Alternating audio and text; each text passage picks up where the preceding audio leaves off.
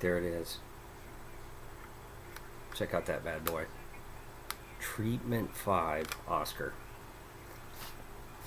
By the way, this is like the 5th time doing this video. And just real quick, I'm going to get it out of the way. The camera. Fuck the camera. I'm done using that motherfucker. One time it works. Next time, kaput. New camera. That's what I'm going to do next time. Okay? Anyway. So, Treatment 5. Hard to believe I'm already at number 5 in my top 50 of all time. This band, Osker, I gotta tell you, 2 albums. That's all they could last. The problem with the band was they couldn't find a drummer for whatever reason. In fact, I remember reading somewhere. It was either their last show or their next last show. Drummer just quits right in the middle of the concert. They had to get somebody from the crowd to come up and finish the show. And it's a fucking travesty. Seriously, because this band, and especially Treatment 5, when you listen to it, and you're thinking, well, me, because I knew, you would have no idea that I think Devon Williams, the singer, guitarist, was like 18 years old, 17 or 18 when they recorded this album. This music doesn't sound like music that would be created from teenagers. It just doesn't. And the lineup for this album, like I mentioned, Devon Williams, guitarist, singer, Dave Martinez, bass, and the drummer was Phil Drazik. Yep, I'm just going to try to shoot from the hip. Wrote a bunch of shit down. Fuck it. I'm just going to go for it. And this is going to be kind of different than the other albums that I reviewed for the top 50. Because you know I had all my little notes. I'm not going to do that. It starts off with I Cannot. And I remember when I first heard this song, I was all excited. I discovered Osker through the Punkorama CDs. And anybody that was familiar with Epitaph back in the day when they were a good fucking label. Remember those days? Brett, I'm asking you, as a friend, because I respect you, Bad Religion, Brett Gurewitz, what happened? What happened? The last time I went to the website, I was like, holy fuck, what happened to this record? Anyway, Punkorama. I discovered a lot of bands through Punkorama, and I'm not ashamed to say that. Oh, I knew all those bands way before Epitaph. You're just a bandwagon fan, Scumlicious. Anyway, I heard the song, I believe it was, I heard Alright. And, wow, I was like, this guy's voice, Devon, I'm talking about, just something about it. It's like, this guy's pissed off, he's angry, I like it, it's different, especially, we're talking the late 90s. Alright, finally, this full-length album comes out. And by the way, another quick little story. They did a show after they got signed by Epitaph Records. They opened up for NoFX, and Devon Williams talked shit about NoFX and saying they haven't put out a good record in 10 years. And of course all these people, fuck that, man. Fuck you. I'd have kicked your fucking ass. Whatever, I think it's awesome. I just, the balls to talk shit about the band you're opening it up for. I found it amusing. Anyway, so, I Cannot. When I first heard this, I was all excited about this album. Good song. And I remember telling Trailer Trash, yes, that same Trailer Trash, bass player for Bad Field Trip, I said, you know what? Osker is like Green Day on speed. Which was not true. That's not doing them, that's not a good description. That's a pretty blanket statement. But you could say that like the song structure is kind of similar to Green. I'm talking about Dookie, but just a little faster. Yeah. But right off the bat, I could tell that these guys could write songs. And he's like, I cannot, I can't do anything at all. Catchy, melodic, fast, and then it goes into useless. I'm trying to be of use, do. But how can I help if you keep trying to tell me to get away?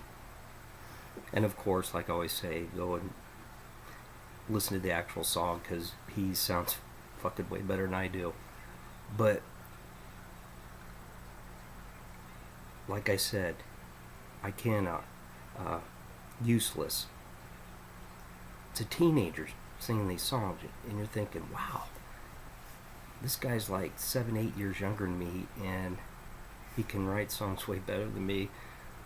He can dig in, reach emotions, and he can convey them a lot better than I could, which just means he's more talented, and I'm not ashamed to say that he was more talented, still is. But this is one of those albums, the minute I heard it, I was like, okay, this is going to be a special album, and I'm going to be listening to it for the rest of my life, and that's what's happened. Third song, Dying. Why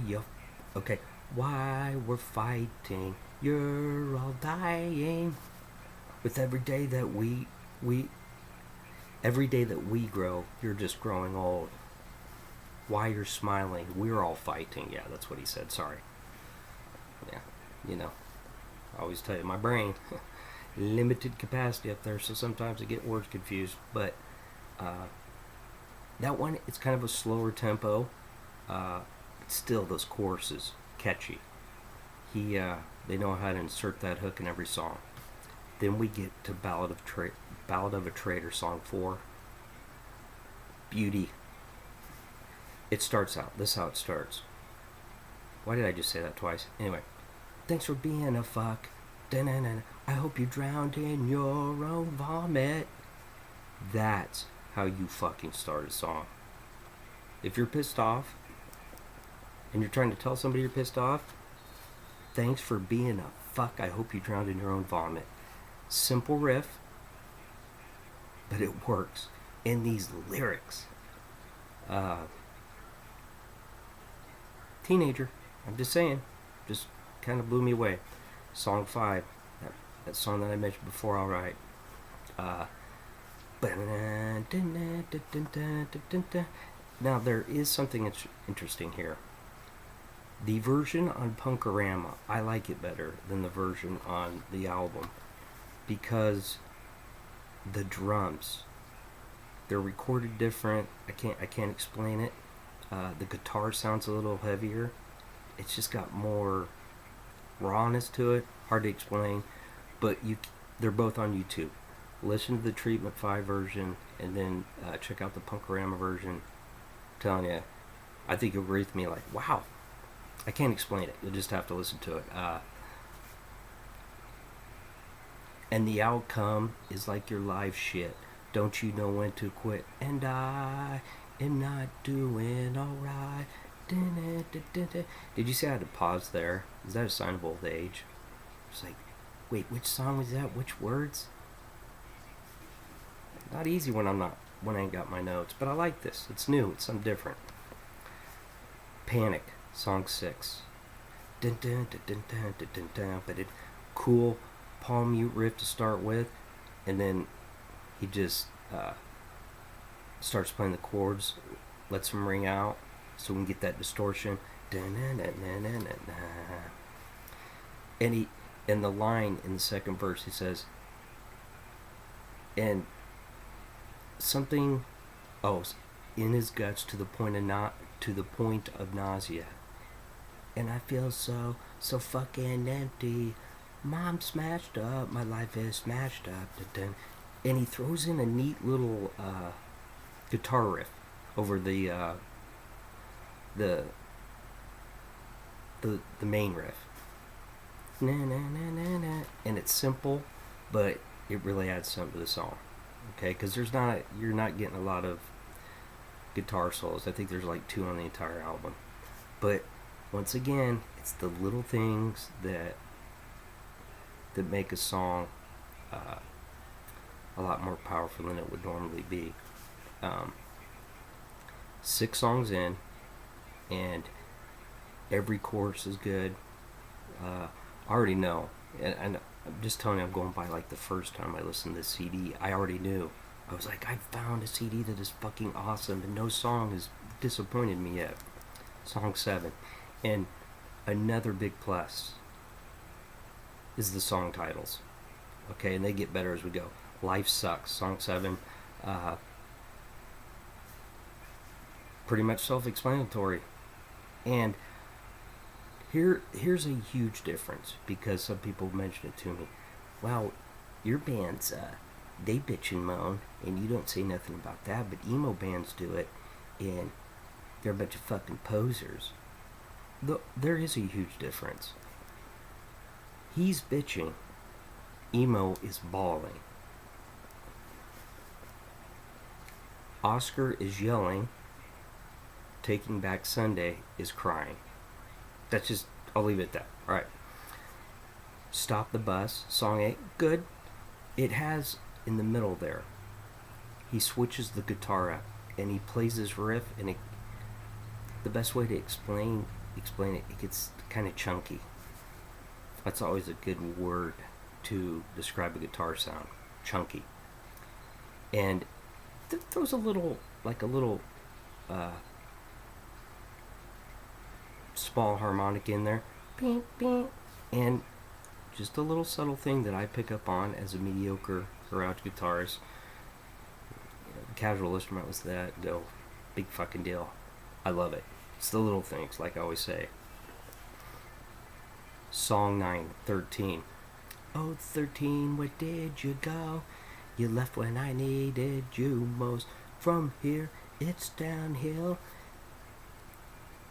Really good song at the end. They kind of change it up, and it's just about a minute. And it's a simple melodic guitar riff, and the bass kind of follows the guitar. It just adds something to the song.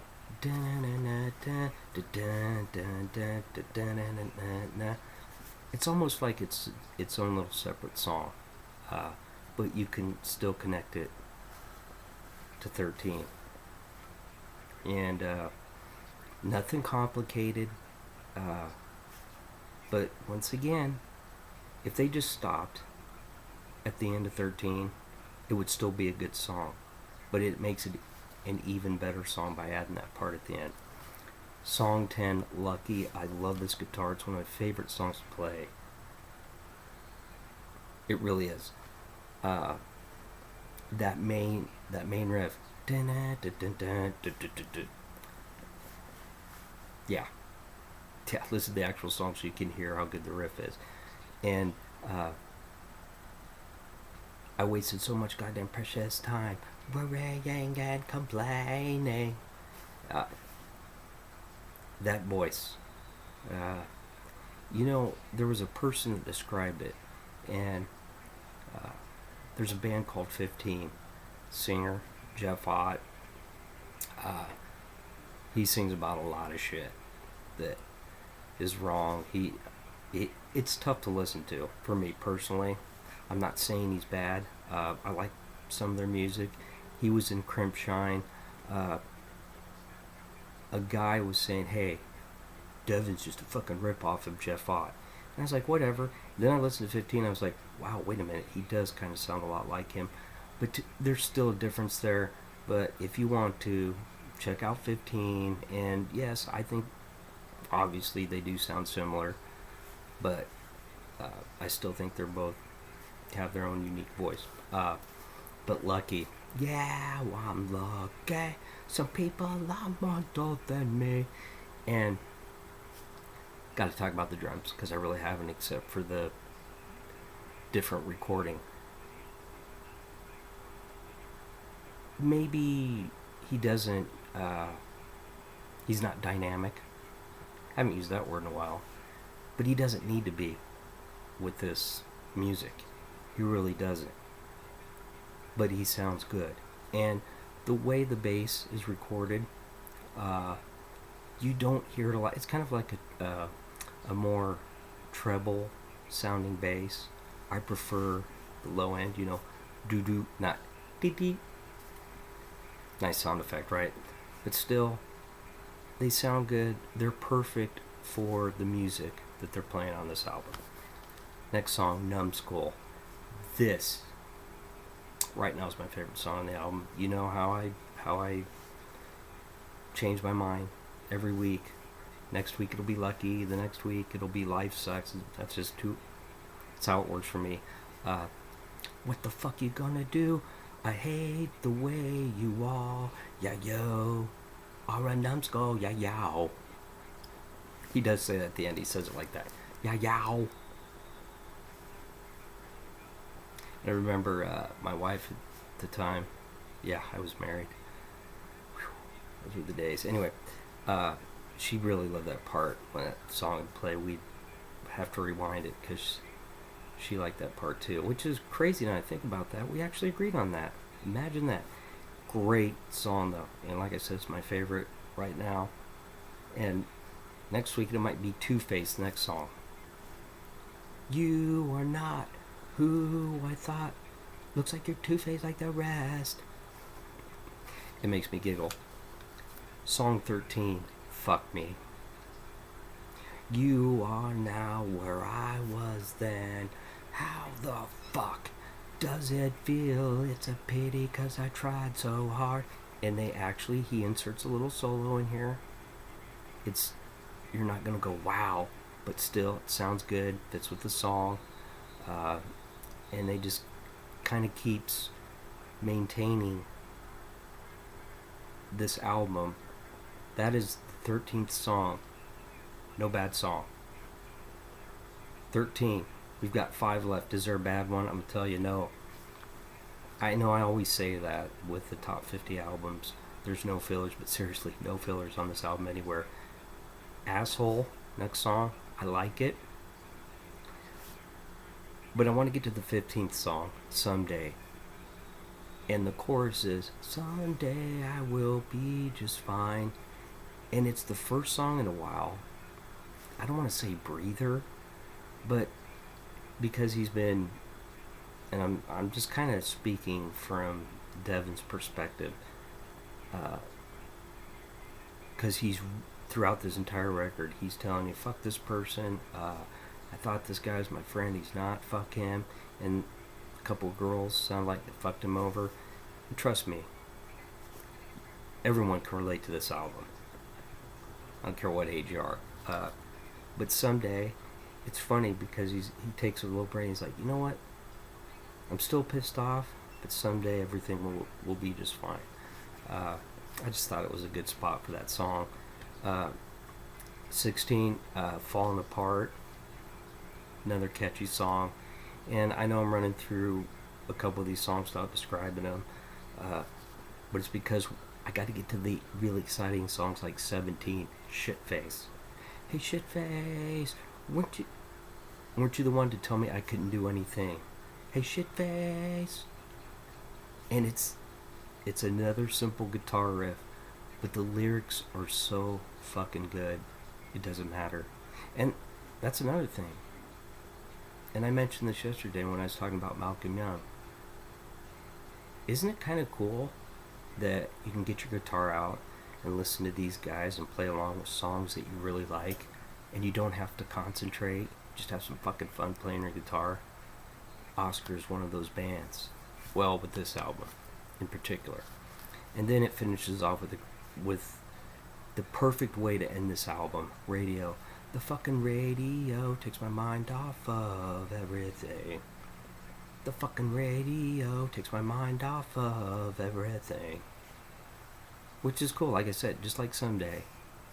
Throughout all this shit, through the 17 songs of all the people that have fucked him over, he's like, you know what, get in my car, turn on the radio, drive around, and everything.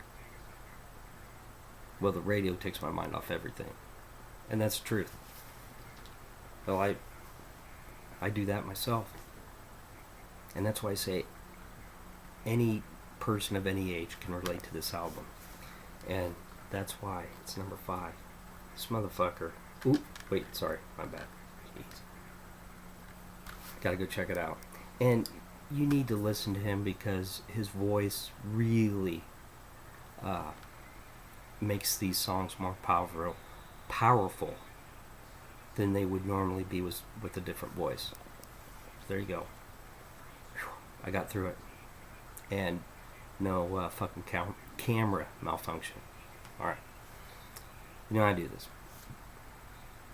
Don't bother me, Penelope. Take it easy.